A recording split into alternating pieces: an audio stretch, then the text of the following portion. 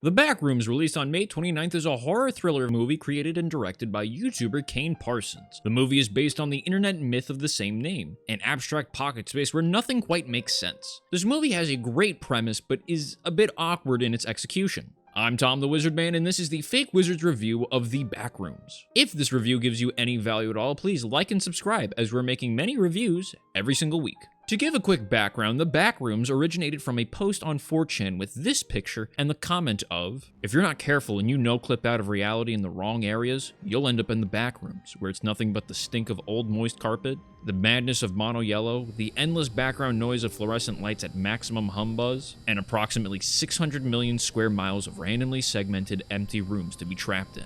God save you if you hear something wandering around nearby, because it sure as hell has heard you."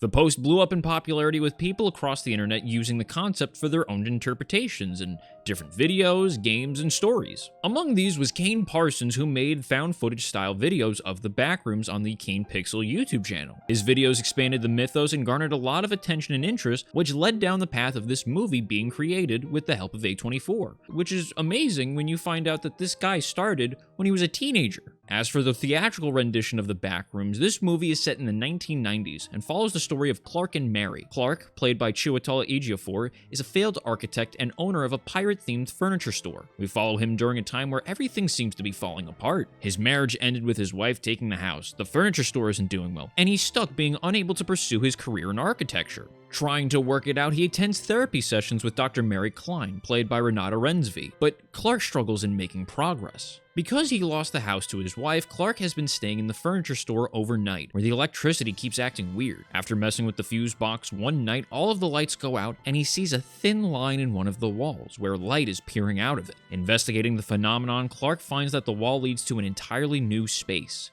the aforementioned Backrooms. Curious about the layout, design, and what exactly he found, the movie delves into Clark's exploration of the space. Right off the bat, this movie is visually captivating. They absolutely nailed the aesthetic and design of the backroom set in this. From my understanding, most of this was shot on a physical set. They made a 30,000 square foot replica of this space, which is super cool to find out. There are segments in this movie where a character is quickly going through the backrooms, and the vastly different and twisted environments are intriguing and unsettling. And it's not limited to just the backrooms. The movie as a whole is interesting to look at. There are shots when people are outside, and the way the sky looks just feels wrong, playing into the overarching aesthetic of things just not looking right. The performances in this movie, I think, are solid, but suffer from some weird dialogue. There's a couple lines and scenes that stick out where it's not bad, but you're thinking, what?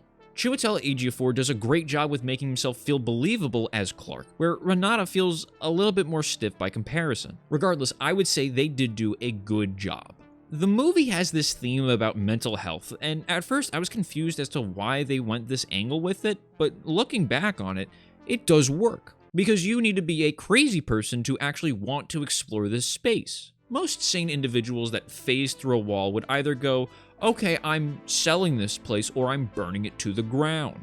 Getting into the story aspects for this film, I feel like I need to give a little bit of context. I'm not a huge lore guy when it comes to the Backrooms. I remember watching some of Kane Parsons' videos back in like 2022, and I enjoyed them. The videos of the expedition teams trying to chart out this unknown space feels like this alternate path that Stranger Things could have gone with the Upside Down. And the found footage videos of people ending up in the backrooms are sincerely good horror short films. They properly elicit the sense of dread one would experience being caught inside of this. That being said, I haven't necessarily stayed up to date with the lore, so I don't know what's going on actively. When you have a concept like the Backrooms, or even the Upside Down for comparison's sake, the mystery of these locations is what makes it intriguing. You don't know what could be lurking around the corner, as the rules for what can happen here are unknown, adding stakes and tension. If you are suddenly stuck in the Backrooms, you would have this panicked line of questions.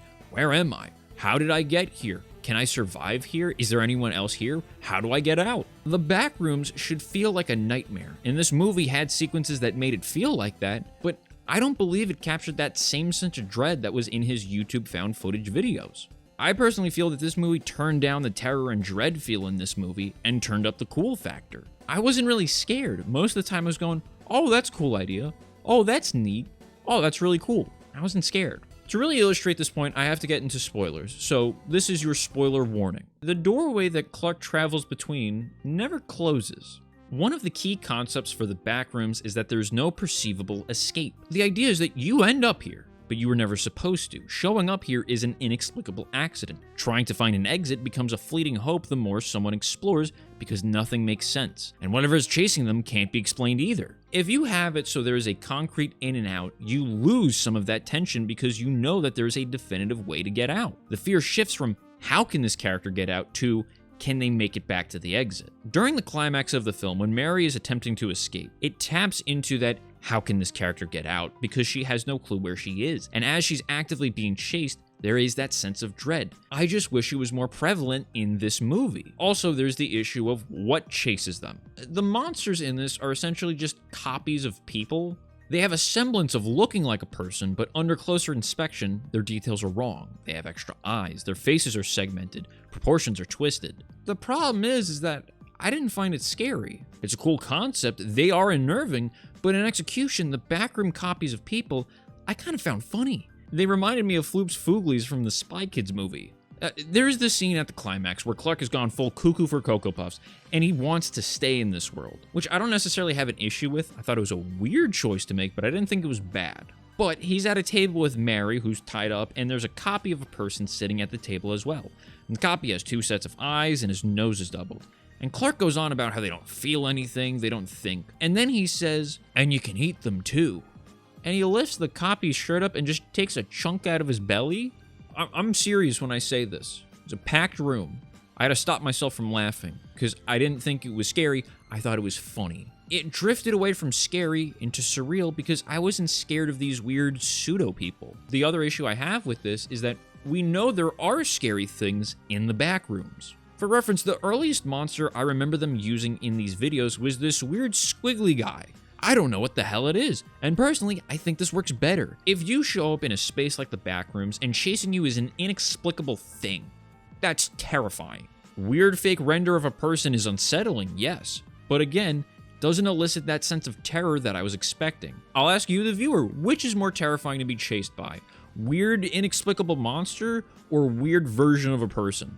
I don't think this is a bad movie, it's a weird movie. Elements of it work really well, where other parts of it just kind of don't. I think with this being Kane Parsons' first theatrical release, I'm more excited about his future, as everything that was a little off can be learned from. I'm excited to see what he does next because he has a great sense of visual storytelling. I'd still say I had a good time with it, and personally, I'd give it a 7.5 out of 10. If you had any interest in seeing it, I would tell you to go see it. If this review provided you any value at all, please like and subscribe, and thank you for watching.